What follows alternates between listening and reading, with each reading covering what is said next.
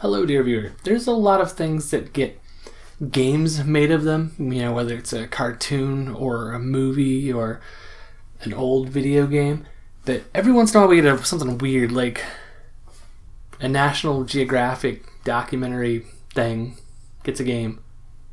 Not sure who thought this was a good idea, but it happened.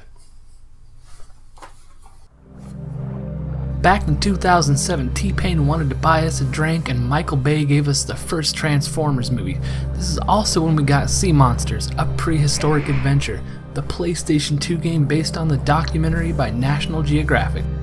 This is an obscure little game. There is so little interest in this game that it has no guides or cheats listed on GameFAQs.com. Hell, even the message board for this game mostly consists of comments like, when does this game come out? So what's it like? Is it any good? It looks a little bit like Echo the Dolphin, but with dinosaurs. On that note, is Echo the Dolphin any good? Let's start by looking at the game developer Atomic Planet. Ports and shovelware titles. Not a good start. Well, what about the publisher DSi? Do they have a good reputation in the industry? Nope. Ports, shovelware, and crap games. This is not promising. Oh well, not every game can be a winner. Let's just get in there and rack up some playtime. When jumping into this game, the controls are easy to understand. The left analog stick controls which way you're pointing and X makes you move forward. There are advanced movement abilities to quick turn or reverse direction using L1 and the D-pad, but they aren't used much, so they're easily forgotten. The good news about standard and easy controls is that they work. Also, the camera movement in this game is as good as it gets for a PlayStation 2 game.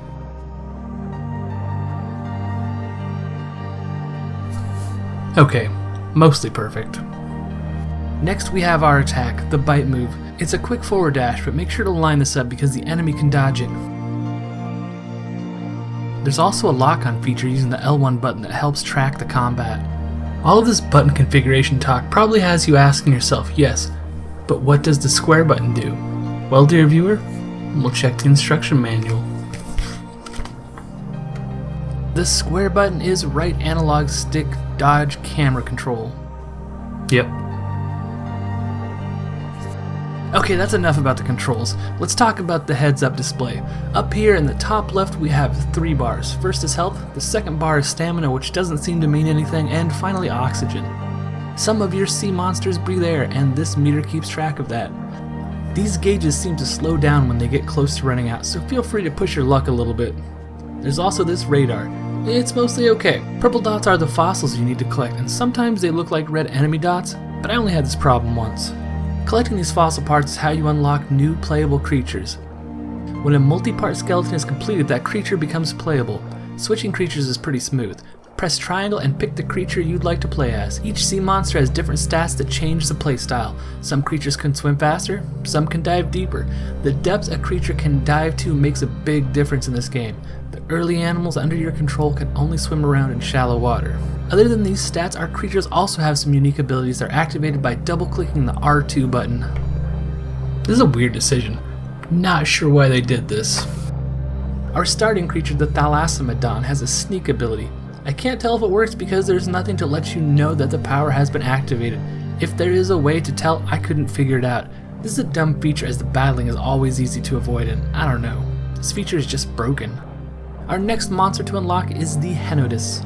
He's a small little turtle guy that can dig. He's super weak, but he can fit into smaller areas. The dig feature is fun, but he can't go anywhere deep, so some of the buried items we've run across are still unavailable. Using this dig ability can get a bit funky as you'll stick to the ground when you activate it. This sudden switch from swimming mode to walking mode is jarring. If you need to switch back to swimming mode, just double click the R2 button. This double clicking thing, man, it's weird. I don't know what to make of it.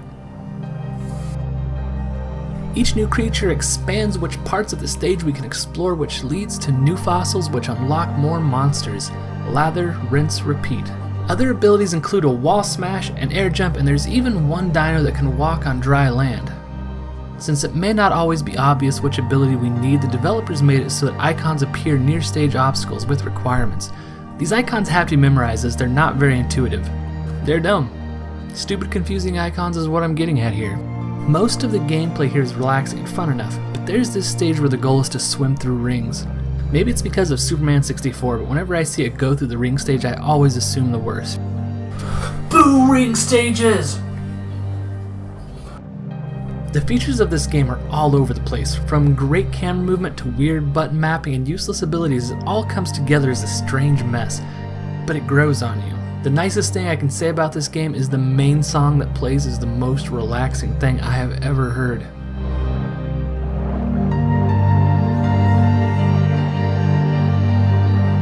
I read the credits in the back of the manual, and under the audio title listed a fellow named Mark Pennock.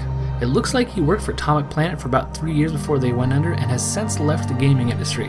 That's too bad. I hope his experience in video games hasn't turned him away from future work in the industry. And that, dear viewer, is Sea Monsters, a prehistoric adventure.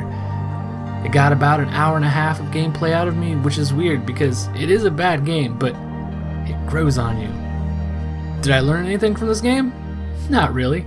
Turtle things dig, and not all sea creatures can handle deep water. Educational games rarely seem to educate, but then again, when you hand off your game rights to a shovelware company, they're going to give you a crappy rushed game. I'm not going to break down this game to score it. It's a 4. It's a bad game that's playable enough. It's not broken, and it does have some fun, but it was a quick cash grab from some shady game companies. Keep your eye out for that DSi logo. Don't give them money.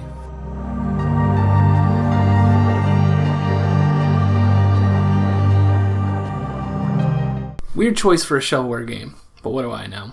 I don't know.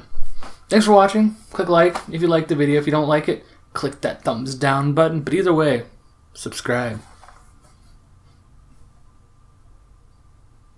And touch this video. Watch more videos.